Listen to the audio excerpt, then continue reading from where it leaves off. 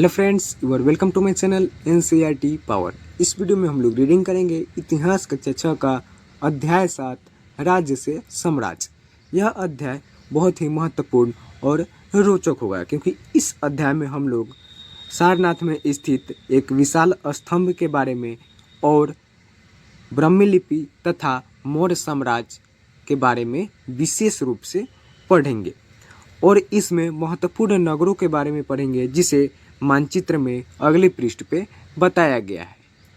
तो चलिए इस अध्याय को शुरू करते हैं। हम जिन शेरों के चित्र रुपयों पैसों पर देखते हैं उनका एक लंबा इतिहास है। जैसा कि आपको यह सिक्के पे सत्यमेव जयते का जो यह शेरों वाले चित्र नज़र आ रहे हैं, यह केवल इस सिक्के पर ही नहीं बल्कि 10 के नोट या किसी भी नोट पे यदि आप दाएं साइड देखें तो यह आपको नज़र आएगी। इसका एक लंबा इतिहास है। उन्हें पत्थरों को काटकर बनाया गया और फिर उन्हें सारनाथ में एक विशाल स्तंभ पर स्थापित किया गया था, जिसके बारे में हमने अध्याय 6 में पढ़ा। इतिहास के महानतम राजाओं में से एक अशोक के निर्देश पर इसके जैसे कई स्तंभों और पत्थरों पर अभिलेख उत्कीर्ण किए गए। इसके पहले कि हम यह जाने कि इन अभिलेखों में क्या लिखा है, यह समझने की कोशिश करें कि उनके राज्य को साम्राज्य क्यों कहा जाता है, यानी अशोक सम्राट के राज्य को साम्राज्य क्यों कहा जाता है, इसके बारे में हम यहाँ पढ़ेंगे। जैसा कि अशोक जिस साम्राज्य पर शासन करते थे उसकी स्थापना उनके दादा चंद्रगुप्त मौर्य ने लगभग 2300 साल पहले की थी। चाणक्य या कौटिल्य नाम के एक बुद्धिमान व्यक्ति ने चंद्रगुप्त की सहायता की थी। चाणक्य के कई विचार हमें अर्थशास्त्र नाम की किताब में मिलते हैं।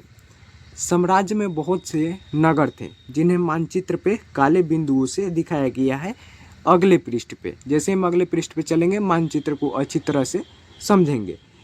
इनमें साम्राज्य की राजधानी पाटलिपुत्र, उज्जैन और तक्षशिला जैसे नगर प्रमुख थे। तक्षशिला उत्तर पश्चिम और मध्य एशिया के लिए आने जाने का मार्ग था। आगे नेक्स्ट टॉपिक है वंश। जब एक ही परिवार के कई सदस्य एक के बाद एक राजा बनते हैं तो उन्हें एक ही वंश का कहा जाता है। जैसे मौर्य वंश में 3 महत्वपूर्ण राजा हुए, चंद्रगुप्त, उसका बेटा बिंदुसार और बिंदुसार का पुत्र अशोक, यानी अशोक के दादाजी चंद्रगुप्त मौर्य हुए और अशोक के पिता बिंदुसार हुए। नेक्स्ट है वहीं दूसरी तरफ उज्जैन उत्तरी भारत से दक्षिणी भारत जाने वाले रास्ते में पड़ता था। शायद नगरों में व्यापारी, सरकारी अधिकारी और शिल्पकार रहा करते थे। साम्राज्य के बहुत बड़े क्षेत्रों में किसानों और पशुपालकों के गांव बसे हुए थे। मध्य भारत जैसे इलाकों में ज़्यादातर हिस्सा जंगलों से भरा हुआ था। वहाँ पर लोग फल फूल का संग्रहण और जानवरों का शिकार करके जीविका चलाते थे। साम्राज्य के अलग अलग इलाकों में लोग भिन्न भिन्न भाषाएं बोलते थे। वे लोग शायद अलग अलग प्रकार का भोजन भी करते थे और यहाँ तक कि अलग अलग किस्म की पोशाक भी पहनते थे। नीचे मानचित्र को दर्शाया गया जिसके बारे में कुछ यहाँ बताया गया। जैसे जिन जगहों पर अशोक के शिलालेख मिले हैं उन्हें लाल बिंदुओं से दिखाया गया है। ये सारे इलाके साम्राज्य के भीतर थे, यानी जो मौर्य वंश के जो साम्राज्य थे उन्हीं के अंतर्गत ये सभी हिस्से आते थे जिन्हें लाल बिंदुओं से दिखाया गया है। उन देशों के नाम बताएं जहां अशोक के अभिलेख मिले हैं और तथा वे भी बताएं कि भारत के कौन से राज्य मौर्य साम्राज्य से बाहर थे। इनके बारे में आप हमें कमेंट सेक्शन में बताना ना भूलें। तो चलिए हम मानचित्र को अच्छी तरह समझते हैं। यह मानचित्र 5 है जिसमें मौर्य साम्राज्य के बारे में बताया गया है। उस युग के प्रमुख नगर और अभिलेखों की प्राप्ति स्थल को इसमें दिखाया गया है। जो लाल बिंदु है, लाल बिंदु के संकेत को अभिलेखों की प्राप्ति स्थल को बताया गया है और जो महत्वपूर्ण नगर है उन्हें काले बिंदुओं से दर्शाया गया है। जैसे कि महत्वपूर्ण नगर में शामिल तक्षशिला, पाटलिपुत्र, उज्जैन इत्यादि, ये तीनों महत्वपूर्ण नगर में शामिल हैं। तथा जो अभिलेखों की प्राप्ति स्थल है उनमें लुम्बिनी, सारनाथ, गुज्जर, कौशाम्बी, टोपरा, कलसी, लंपक, कंधार, मनसेहरा, रामपुरा, धौली, कलिंग, सुपारा इत्यादि शामिल हैं। आप इस मानचित्र को इस प्रकार यहाँ देख सकते हैं, जो आपको स्पष्ट नज़र आ रही होगी। आगे जब मैंने आपको पहले पृष्ठ पे बताया कि राज्य को साम्राज्य क्यों कहते हैं, तो उसी समय आपको एक प्रश्न आपके मन में जरूर उठी होगी कि राज्य साम्राज्य से कैसे भिन्न है। तो इसी पॉइंट को हम इस पृष्ठ पे पढ़ेंगे। पहला, चूंकि साम्राज्य राज्यों से बड़े होते हैं और उनकी रक्षा के लिए बड़ी सेनाओं की जरूरत होती है, इसलिए सम्राटों को राजाओं की तुलना में ज़्यादा संसाधनों की जरूरत होती है। दूसरा, इसी कारण उन्हें बड़ी संख्या में कर इकट्ठा करने वाले अधिकारियों की भी जरूरत होती है। तो इस प्रकार राज्य साम्राज्य से भिन्न होता है। नेक्स्ट पॉइंट है साम्राज्य का प्रशासन। चूंकि मौर्य साम्राज्य बहुत बड़ा था, इसलिए अलग अलग हिस्सों पर अलग अलग ढंग से शासन किया जाता था। पाटलिपुत्र और उसके आसपास के इलाकों पर सम्राट का सीधा नियंत्रण था। इसका मतलब यह हुआ कि इस इलाके के गांवों और शहरों के किसानों, पशुपालकों, शिल्पकारों और व्यापारियों से कर इकट्ठा करने के लिए राजा अधिकारियों की नियुक्ति करता था। जो राजा के आदेशों का उल्लंघन करते थे, अधिकारी उनको सजा भी देते थे। इनमें से कई अधिकारियों को वेतन भी दिया जाता था। संदेशवाहक एक जगह से दूसरे जगह घूमते रहते थे और राजा के जासूस अधिकारियों के कार्यकलाप पर नज़र रखते थे, यानी उनके काम पर नज़र रखा करते थे। इन सब के ऊपर सम्राट था, जो राज परिवार एवं वरिष्ठ मंत्रियों की सहायता से सब पर नियंत्रण रखता था। मौर्य साम्राज्य के भीतर कई छोटे क्षेत्र या प्रांत थे। इन पर तक्षशिला या उज्जैन जैसे प्रांतीय राजधानियों से शासन किया जाता था। कुछ हद तक पाटलिपुत्र से इन क्षेत्रों पर नियंत्रण रखा जाता था और अक्सर राजकुमारों को वहाँ का राज्यपाल यानी गवर्नर बनाकर भेजा जाता था। लेकिन ऐसा लगता है कि इन जगहों पर स्थानीय परंपराओं और नियमों को ही माना जाता था। प्रादेशिक केंद्रों के बीच विस्तृत क्षेत्र थे। इनके इलाकों में मौर्य शासक सिर्फ मार्गों और नदियों पर नियंत्रण रखने की कोशिश करते थे, जो कि आवागमन के लिए महत्वपूर्ण थे, यानी आने जाने के लिए बहुत ही महत्वपूर्ण थे। यहाँ से उन्हें जो भी संसाधन कर और भेंट के रूप में मिलते थे, उसे इकट्ठा किया जाता था। उदाहरण के लिए अर्थशास्त्र में यह लिखा है कि उत्तर पश्चिम कंबल के लिए और दक्षिण भारत सोने और कीमती पत्थरों के लिए भी प्रसिद्ध था।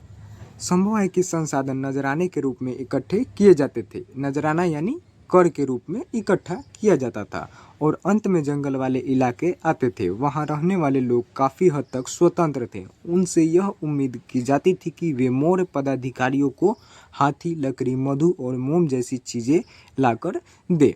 नजराना के बारे में जैसे हम ऊपर पढ़े, उसी के बारे में यहाँ पे बताया गया है। जैसे नजराना क्या होता है, तो जहाँ कर नियमित ढंग से इकट्ठे किए जाते थे, वहीं नजराना अनियमित रूप से जब भी संभव हो इकट्ठा किया जाता था। यानी इसका कोई समय निर्धारित नहीं था कि इसी समय कर देना है।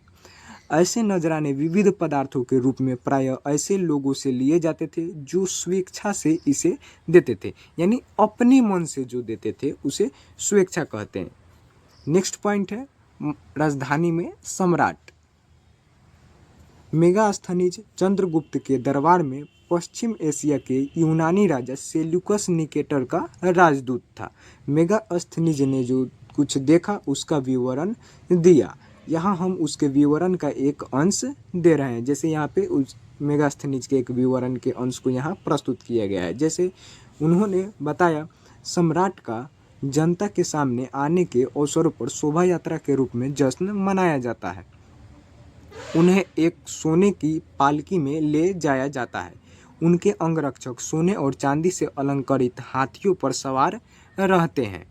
कुछ अंगरक्षक पैरों को लेकर चलते हैं। इन पैरों पर प्रशिक्षित तोतों का एक झुंड रहता है, जो सम्राट के सिर के चारों तरफ चक्कर लगाता है। राजा सामान्यतः हथियारबंद महिलाओं से घिरे होते हैं।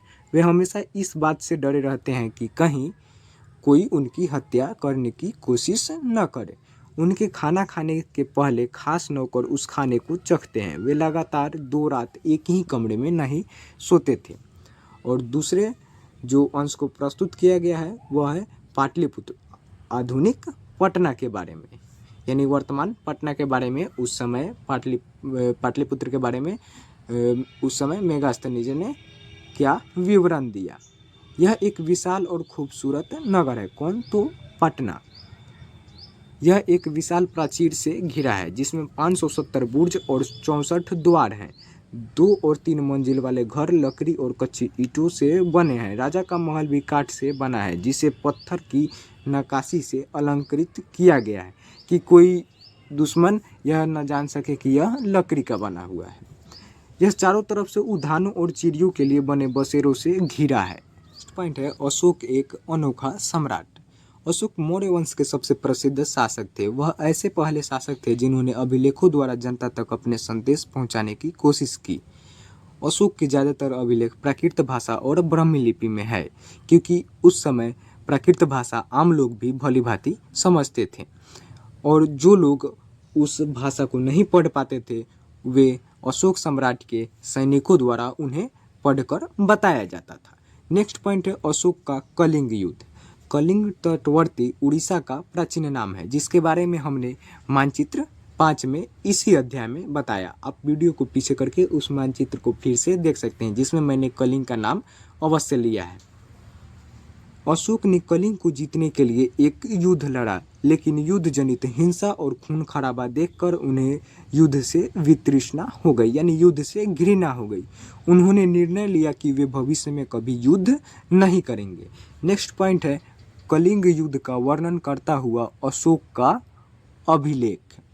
तो अपने एक अभिलेख में अशोक ने यह बात कही। क्या कही? तो राजा बनने के 8 साल बाद मैंने कलिंग विजय की। लगभग 1.5 लाख लोग बंदी बना लिए गए, 1 लाख से भी ज़्यादा लोग मारे गए। इससे मुझे अपार दुख हुआ क्योंकि जब किसी स्वतंत्र देश को जीता जाता है तो लाखों लोग मारे जाते हैं और बहुत सारे बंदी बनाए जाते हैं। इसमें ब्राह्मण और श्रमण भी मारे जाते हैं। जो लोग अपने सगे संबंधी और मित्रों को बहुत प्यार करते हैं तथा दासों और मृतकों के प्रति दयावान होते हैं वे भी युद्ध में या तो मारे जाते हैं या अपने प्रियजनों को खो देते हैं। इसलिए मुझे पश्चाताप हो रहा है। अब मैंने धर्म पालन करना एवं दूसरों को इसकी शिक्षा देने का निश्चय किया है। यही वो समय था जब बुद्ध के जो उपदेश थे और बुद्ध को जानने के लिए लोगों में जागरूकता बहुत फैली और यह धर्म नियम का पालन अशोक सम्राट ने बहुत जोरों शोरों से किया। मैं मानता हूँ कि धर्म के माध्यम से लोगों का दिल जितना बलपूर्वक विजय पाने से ज़्यादा अच्छा है। मैं यह अभिलेख भविष्य के लिए एक संदेश के रूप में इसलिए उत्कीर्ण कर रहा हूँ कि मेरे बाद मेरे बेटे और पोते भी युद्ध ना करें। इसके बदले उन्हें यह सोचना चाहिए कि धर्म को आगे कैसे बढ़ाया जाए। ये सारी बातों को एक अभिलेख के द्वारा सम्राट अशोक ने बताया।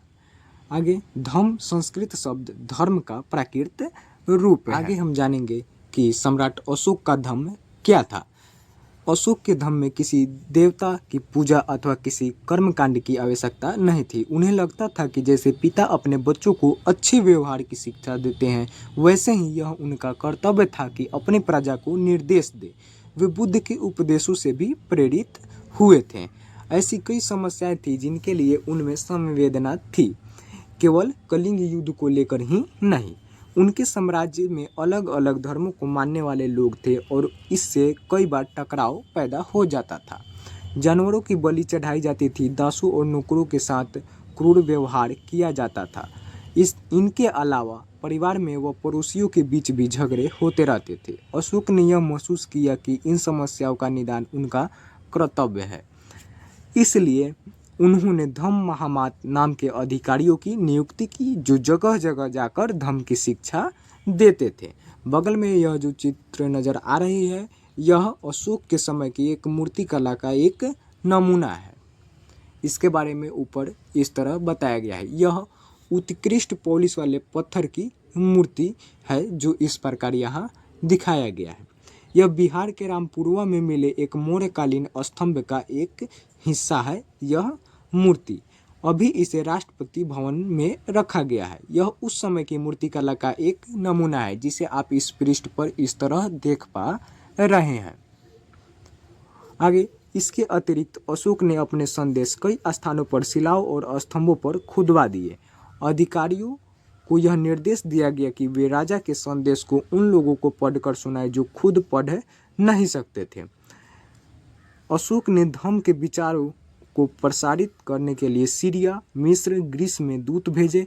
अपने पुत्र महेंद्र और पुत्री संघमित्रा को इसी कार्य हेतु उसने श्रीलंका भेजा। किन्होंने? तो सम्राट अशोक ने अपने पुत्र और पुत्री को श्रीलंका इसी कार्य हेतु भेजा। और आगे उन्होंने सड़कें बनवाई, कुएं खुदवाए और विश्राम गृह बनवाए। इसके अतिरिक्त उन्होंने मनुष्यों व जानवरों की चिकित्सा की भी व्यवस्था की। नेक्स्ट एंड लास्ट पॉइंट, अपनी प्रजा के लिए अशोक का संदेश। लोग विभिन्न अवसरों पर अनुष्ठान करते हैं। उदाहरण के लिए जब वे बीमार होते हैं, जब उनके बच्चों का विवाह होता है, बच्चों के जन्म पर, और जब यात्रा शुरू करते हैं, तब वे तरह तरह के अनुष्ठान करते हैं।